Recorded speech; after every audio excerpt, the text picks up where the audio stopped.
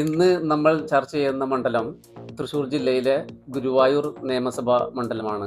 സംസ്ഥാന തലത്തിൽ വലിയ ചർച്ച ചെയ്യപ്പെടാത്ത മണ്ഡലമാണെങ്കിലും ഗുരുവായൂരിൻ്റെ പരിസര പ്രദേശത്ത് രാഷ്ട്രീയം നിരീക്ഷിക്കുന്ന ആളുകൾ പ്രത്യേകിച്ച് ശ്രദ്ധിക്കപ്പെടുന്ന ഒരു നിയോജക മണ്ഡലമാണ് ഗുരുവായൂർ. ആ മണ്ഡലത്തെക്കുറിച്ചുള്ള ചർച്ചയാണ് ഇന്ന്.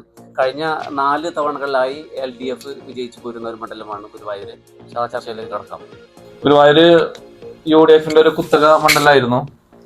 കെ കരുണാകരന്റെ സ്വാധീനം, വടക്കേകാട് ഭാഗങ്ങളിലെ കോൺഗ്രസിന്റെ സ്വാധീനം, RP മൈതുട്ടി എന്ന ഒരു അതികായനായ മുസ്ലിം ലീഗിന്റെ പഴയ ജില്ലാ സെക്രട്ടറി ആയിരുന്ന അദ്ദേഹത്തിന്റെ സ്വാധീനമൊക്കെ വെച്ച് PM അബൂബക്കർ ഇതുപോലെ പേരെടുത്ത് പറയാൻ ഉതകുന്ന ഒരൊറ്റ രാഷ്ട്രീയ നേതാക്കളും ഇടതുപക്ഷത്തിൽ നിന്ന് ഉണ്ടായിട്ടില്ല എന്നുള്ളതാണ് അവിടുത്തെ പ്രത്യേകത.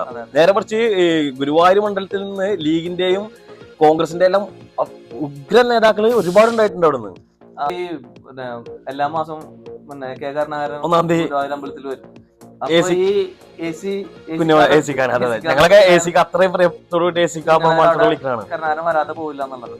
അത്ര വലിയ നേതാക്കന്മാരായിട്ട് കേന്ദ്ര നേതാക്കളായിട്ട് ബന്ധമുള്ള നേതാക്കന്മാര് NMK ഉണ്ടായിരുന്നു ഡൽഹിയില്. NMK ഡൽഹി കേന്ദ്രീകരിച്ച് പ്രവർത്തിക്കും. ഇന്ദിരാഗാന്ധിയുടെ സമയത്തൊക്കെ ഇന്ദിരാഗാന്ധിയായിട്ട് അടുത്ത ബന്ധം പുലർത്തിയിരുന്നതാണ് NMKയുടെ ഏറ്റവും അടുത്ത ആളായിരുന്നു രമേശ് ചെന്നിത്തല. ഇത്രയും സ്വാധീനമുള്ള UDFന്റെ മണ്ഡലം എങ്ങനെയാണ് വളരെ വൻ ഭൂരിപക്ഷത്തിൽ LDF വിജയിച്ചത്? അതെങ്ങനെ പറഞ്ഞല്ലേ, അതായത് ബാബരി മസ്ജിദിന്റെ തകർച്ചയ്ക്ക് ശേഷം പിന്നെ പാലക്കാട് സിറാജ് മീസ പിന്നെ രമൺ ശ്രീവാസ്തവയുടെ ഉത്തരവ് പ്രകാരം കോൺഗ്രസ് ഭരിക്കുമ്പോഴായിരുന്നു ആ കുട്ടി മരണപ്പെടുന്നത്. അപ്പോ ആ വിഷയം PDP അബ്ദുൽ നാസർ മഅദനി ശരിക്ക് ആ വിഷയം ഉപയോഗിക്കുകയും അവിടെ ഗുരുവായൂർ മണ്ഡലത്തിലെ MLA ആയിരുന്ന PM അബൂബക്കർ സാഹിബിന്റെ ഓടനുബന്ധിച്ച് വന്ന ഉപതെരഞ്ഞെടുപ്പില് അത് 94 സമുദായം അന്ന് PDP ഒറ്റയ്ക്ക് മത്സരിച്ചു. സിറാജ് മീസയെ വെടിവെച്ച് വന്ന കൈപ്പത്തി വോട്ട് ചെയ്യാൻ പറ്റുമോ മക്കളെ, ബാബരി മസ്ജിദ് തകർക്കാൻ വെച്ചു കൊടുത്ത് എനിക്ക് വോട്ട് ചെയ്യാൻ പറ്റുമോ മക്കളെ എന്നൊക്കെ ചോദിച്ചിട്ട് ഒരു 15,000 മേലെ വോട്ട് പിടിക്കുന്നവർ കൂടിയിട്ട് സ്വാഭാവികമായിട്ടും അന്ന് PT കുഞ്ഞുമുഹമ്മദായിരുന്നു ജയിച്ചു. നടന്ന തെരഞ്ഞെടുപ്പിൽ മുസ്ലിം ലീഗിന്റെ ജില്ലാ സെക്രട്ടറി RP മൊയ്തുട്ടി പിന്നെ വീണ്ടും പരാജയപ്പെട്ടു. അത് വലിയ ഭൂരിപക്ഷത്തിനൊന്നല്ല, 2000 വോട്ടിന്. RP മൊയ്തുട്ടി ശരിക്ക് ഗുരുവായൂർ എന്നല്ല, തൃശ്ശൂർ ജില്ലയിലെ ലീഗിലെ ഒരു അധികായനായിരുന്നു. അന്നും അവിടെ RP മൊയ്തുട്ടിക്കെതിരെ UDFന്റെ ഉള്ളിലുള്ള ചില ആളുകൾ വോട്ട് ചെയ്തിട്ടില്ല. അതെ.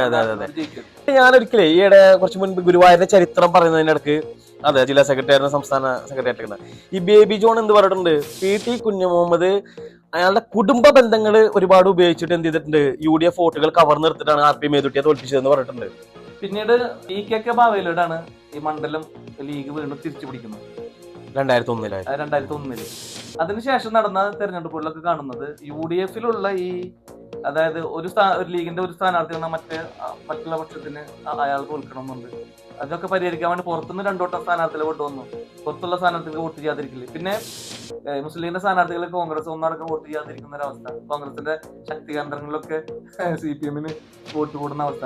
ഈ ഒരു അവസ്ഥ ഉള്ളത് കൊണ്ടാണ് ശരിക്കും ഈ കട്ട UDFന്റെ മണ്ഡലം പിന്നീട് എന്തായി മാറിയത്. തുടർച്ചയായിട്ട് 4 വട്ടം LDFനും കിട്ടുന്ന ഒരു അവസ്ഥ ഉണ്ടായി മാറിയിട്ടുള്ളൂ. അതെ, ലീഗിന്റെ സ്ഥാനാർത്ഥികൾ നിൽക്കുമ്പോൾ പലപ്പോഴും കോൺഗ്രസിൽ വോട്ട് ചെയ്യില്ല എന്നുള്ള കാരണം വടക്കേകാട്ടുകാരനായ അജ്മലിന് പറയാൻ പറ്റുന്ന വിഷയത്തിലുണ്ടെന്ന്. അതെ, 2006 ആദ്യമായിട്ട് KV അബ്ദുൽ ഖാദർ ഇപ്പോഴത്തെ ജില്ലാ സെക്രട്ടറി അവിടെ LDFന് വേണ്ടി ജയിച്ചു കയറുമുണ്ടായിരുന്ന മാർജിനല്ല ഇപ്പോ MK അക്ബറിൽ 2021 വന്ന് നിൽക്കുമ്പോൾ ഇന്ന് 18,000 വോട്ടിന്റെ ഭൂരിപക്ഷമുള്ള 18,000 വോട്ടിന്റെ ഭൂരിപക്ഷം എന്നൊക്കെ പറഞ്ഞു കഴിഞ്ഞാല് ഒരു പാർട്ടി അല്ലെങ്കിൽ സംഘടനയെ സംബന്ധിച്ചിടത്തോളം അതൊരു സുരക്ഷിത മണ്ഡലമാണ്.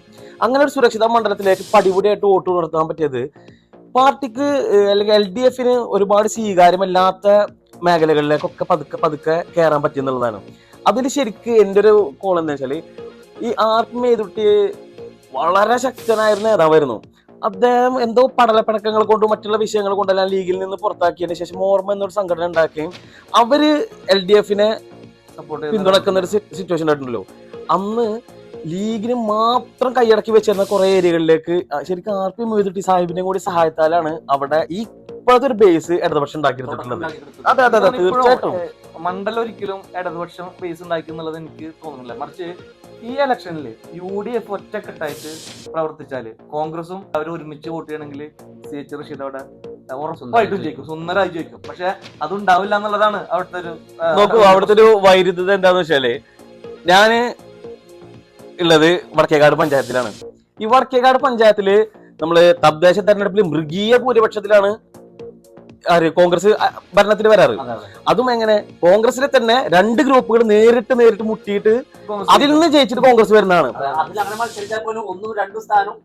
അതെ, മറ്റുള്ളവർക്കെല്ലാം 2 മുന്നണി 3 മുന്നണി മുട്ടുമ്പോൾ ഇവർ 3.5 മുന്നണി 4.5 മുന്നണി ഇവര് തന്നെ ഉണ്ടാക്കിയിട്ട് ജയിച്ച് കയറി വരുന്നൊരു പഞ്ചായത്താണ് വടക്കേകാട്. അങ്ങനെയുള്ള പഞ്ചായത്തില് നിയമസഭാ ഇലക്ഷൻ വരുമ്പോൾ മാത്രം കഷ്ടിച്ച് ലീഗിന് ലീഡ് ഉണ്ടാവുകയും അതല്ലെങ്കിൽ കഴിഞ്ഞ 2 ടേമൊക്കെ ആയിട്ട് LDFന് അവിടുന്ന് ഒരിക്കലും പ്രതീക്ഷിക്കാൻ പറ്റാത്ത LDF പോലും പ്രതീക്ഷിക്കാത്ത ലീഡ് കൊടുക്കുക. കോൺഗ്രസ്സുകാർ വളരെ വൃത്തിയായിട്ട് അവിടെ ലീഗിനെ വോട്ട് ചെയ്യാതിരിക്കുന്ന ഒരു പ്രവണത അവിടെ ഉണ്ട്. അത് മാത്രമല്ല അവിടെ മുരളീധരനെ കൊടുന്ന് വന്ന് സ്ഥാനാർത്ഥിയാക്കണം എന്നുള്ളത് ഏറെ കാലത്തെ അവിടുത്തെ ആഭ്യന്തര കോൺഗ്രസിലെ ആവശ്യമാണ്. അതേപോലെ ഈ ലോക്സഭാ തെരഞ്ഞെടുപ്പിൽ പ്രത്യേകിച്ച് ഒരു ശ്രദ്ധേയ ഒരു വിഷയമുണ്ട്.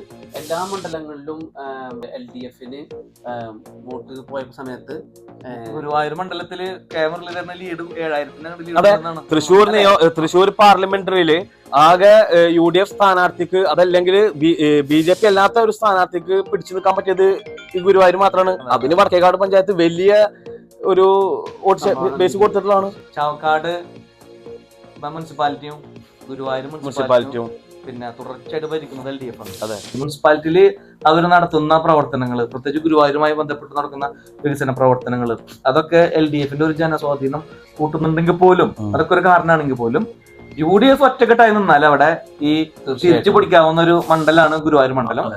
ഈ കൂട്ടത്തില് LDFന് ഇപ്പൊ ശക്തമായ സംഘടനാ സ്വാധീനം, സംഘടനാപരം നല്ല ശക്തി തെളിയിക്കാൻ പറ്റിയിട്ടുള്ള മണ്ഡലം കൂടിയാണ് ഗുരുവായൂർ മണ്ഡലം. ഇവിടെ BJPക്ക് സാധാരണ ഇപ്പൊ ഈ BJP പറയുന്ന വികസനങ്ങളൊന്നും അവരുടെ യഥാർത്ഥ അടിസ്ഥാന രാഷ്ട്രീയമല്ലാന്നോ, എന്താണ് അവരുടെ അടിസ്ഥാന രാഷ്ട്രീയം ഇപ്പൊ ഗുരുവായൂരിലെ സ്ഥാനാർത്ഥി വളരെ ക്ലിയർ ആയി പറഞ്ഞു കഴിഞ്ഞു.